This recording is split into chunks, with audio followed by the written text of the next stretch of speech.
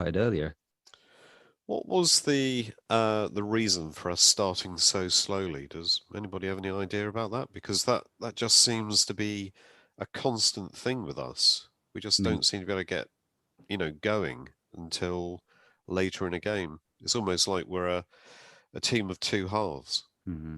Well, sorry to keep chipping in here, but it was pointed out, and that Conte said they had a word with the players. I think it's Regulion who said it, and he was talking about mentality. And they, to change the crowd's mood, they need to basically have a strong mentality to go back out there. And I suspect there's something of that in the first half, where they're a bit nervous after the booing they got the last home match, and they're not really particularly confident at the moment.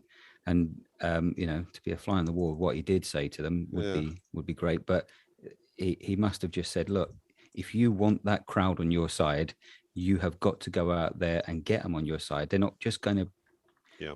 do that. They need some signs that you are going to go out there and give it everything, because that first half they were a bit insipid. Yeah, Do they you were. not Yeah. do you not buy into what Conte said about how he tactically set us up in the first half, and then how he changed that, he tweaked it at half time? And do you think that's just a load of bollocks? Because that's what No, he said no. that's what he said in the interview. So Yeah, that he seems did. clear He enough to did. me. And Yeah, I'm not sure where the conjecture comes from. I didn't see any tactical change though, but that might be just because I'm unable to see it. But all I really saw was that Leeds became more tired, and they'd worn themselves out a bit. So I think tactically, what anything maybe I spotted, and it might be just be, I don't know, confirmation bias, I suppose, but it looked as if we were pressing a bit more. yeah, we were. So I think that because we were running a lot more, pressing a lot more, and perhaps that was the change. But no, I don't. I just disagree to some extent there, Steve. It's not necessarily that I'm saying that he's talking bullshit here with his tactics. He may well have changed that, but the attitude was also not there either. So Yeah. if they were aggressive and they were, their mentality was strong and they were really at it from the off, then perhaps that system may have worked better in the first half, because Leeds haven't been that good, Sorry. have they?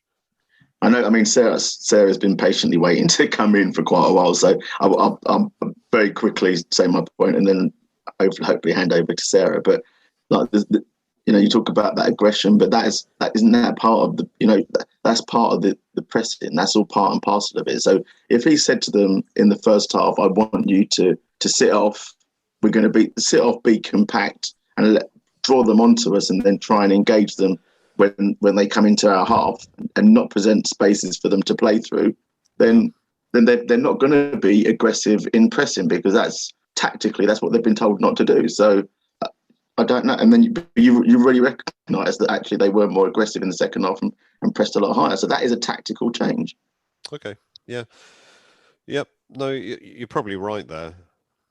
Sorry, Sarah. Did you want to I think interject? Steve's pretty much covered it. I think I Yeah. felt really frustrated in the first half watching it, feeling like I just wanted to give a bit more. Yeah. But then we all know that their fitness levels are not great, because that's why we tend to be a game of two halves. We've got loads in the first half and we're blowing at our arse in the second, or vice versa. So it's almost like he looked at it and thought, well, let's dig in tight. And it's interesting, the back line he then picked that he felt could hold it. Yeah. And trusted to keep us in the game to then go for it in the second half, because it did seem like that was the game plan, and it's brave because it backfired on Mourinho more times than I can count, really. Yeah, that's true. Yeah. Especially without the forward line scoring. I don't know, what did they score together last season? 50 plus goals?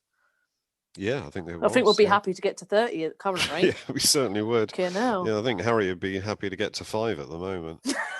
I think one of the things, you just kind of alluded to it a minute ago, Lee, but where you're saying Leeds aren't really, looking that brilliant this year, but I thought they were really impressive in the first half, and their man-to-man pressing was incredible.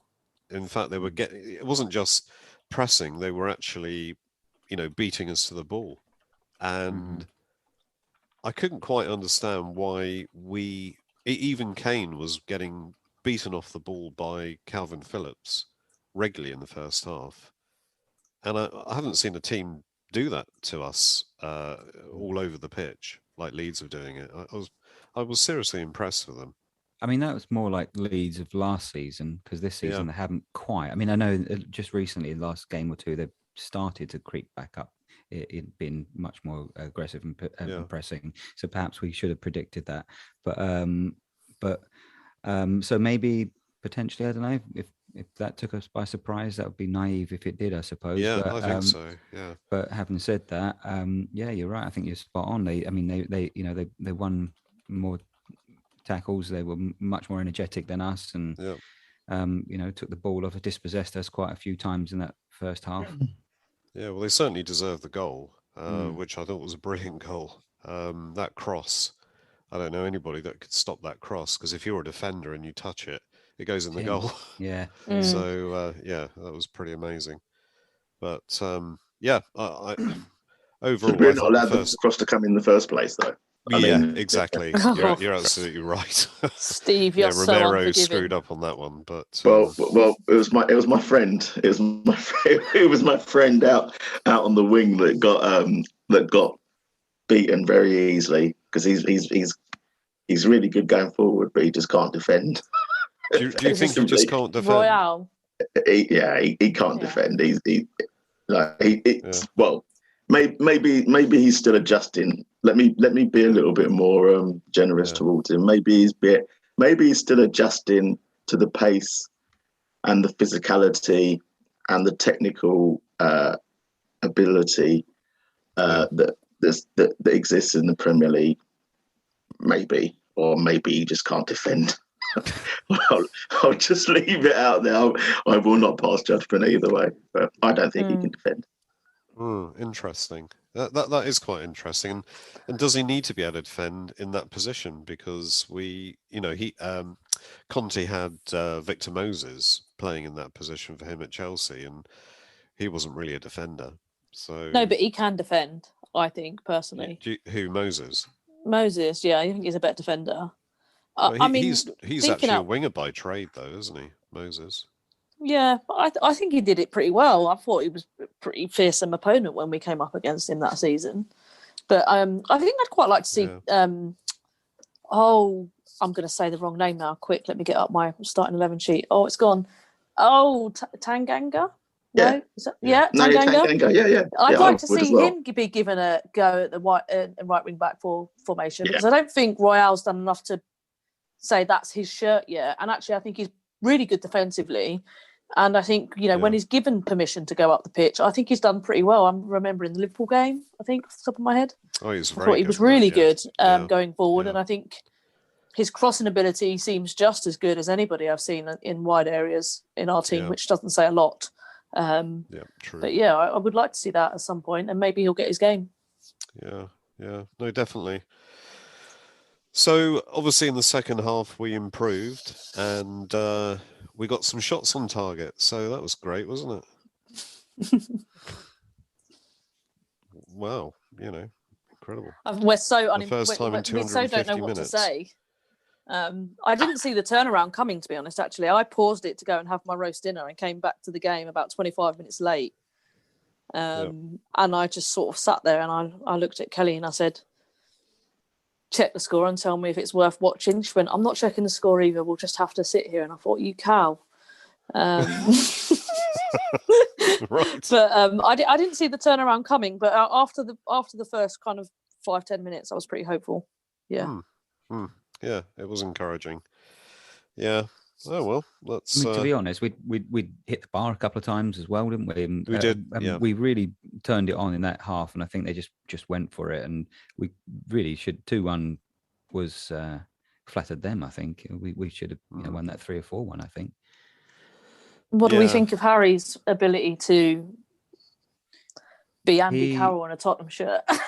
Yeah, I'm a little bit concerned about him at the moment. I hadn't been, but I'm just my feelings are at the moment he's, I wouldn't say hiding, but the dropping back all the time seems to be a little bit because he's worried about getting into those positions to finish for us. Because I mean, that one that he did, and he just like basically scuffed it, and then it went away. He doesn't. At other times his touch would have been much better when he's confident. So I don't know. I mean, I'm reading I way think too much our into touch it. yesterday was pretty bad throughout the game. Actually, we were pinging balls into players, and they couldn't hold really control them that well, and they were just going back towards Leeds players. But I think you're right. I think there is something about Harry. Maybe he's just going through a dip.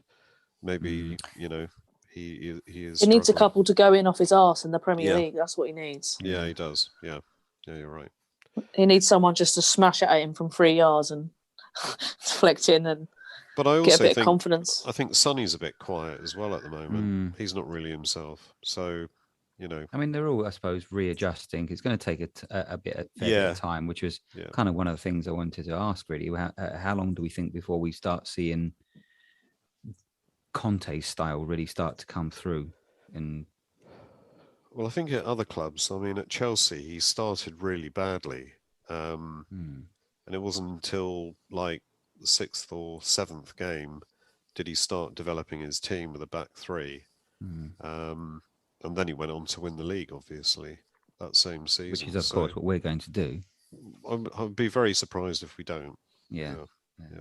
And if we don't, that's Levy's fault. Definitely. He's probably trying to ruin our chances already. But all in all, pretty pleased with that game, guys. So I guess we can move on. We're 25 minutes in, and we could hit some points. Anybody's got some decent points? I can see loads on the running sheet. Are they all Lee? Some of them. Can I before Lee jumps in with his plethora of points, and just to keep it relating to the game still. Yeah. One of the points I wanted to make was around the booing at halftime. Oh yeah. Okay. I mean, I know we hadn't played brilliantly, but I mean, was it? Do you think that it was something that was justified, something that you could get behind? Because I don't know. I feel that. I personally don't like booing at half time at all. I prefer to boo at the start of the game. And then just constantly for 90 minutes. Well, until people tell me to shut up. Yeah. Then, But I don't know if it just. No, because somebody asked me about this, and I said, "Well, I didn't hear. I didn't hear it. I don't know where did it come from." But I think it may have been that I got fed up and had after the goal, I went to the toilet or something like that, and I missed it at the whistle. Do I think it's justified? I think it's okay to show unhappiness, and I think to get to register dissatisfaction, I think that is reasonable.